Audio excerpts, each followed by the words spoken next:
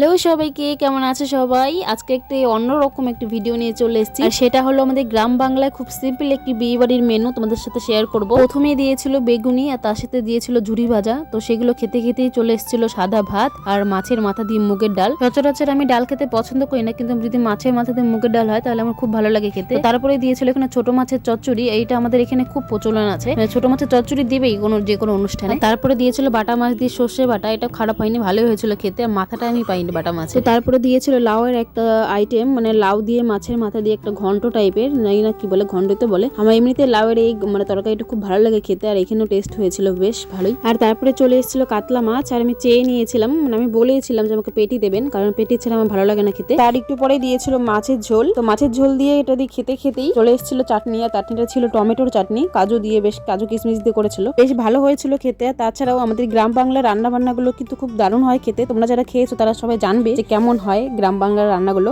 তো সব রান্নাগুলো বেশ ঘরোয়া ভাবে হয়েছিল, তো ভালোই হয়েছিল সবগুলো আইটেম। তো এখানে মিষ্টি আর দই চলে এসেছে, আর আমি এখানে সাদা মিষ্টি খাই না দেখে মাকে সাদা মিষ্টিটা দিয়ে দিলাম, আর লাল মিষ্টিটা আমার পছন্দের, তাই লাল মিষ্টিটা আমি খেয়ে নিলাম। আর দই তো আমার ফেভারিট। আর লাস্টে হাজমোলা খেতে খেতে বাড়ি চলে এসেছি। তো তোমাদের কেমন লাগলো ভিডিওটি অবশ্যই জানাবে। দেখা হবে নেক্সট কোনো ভিডিওতে। বাই।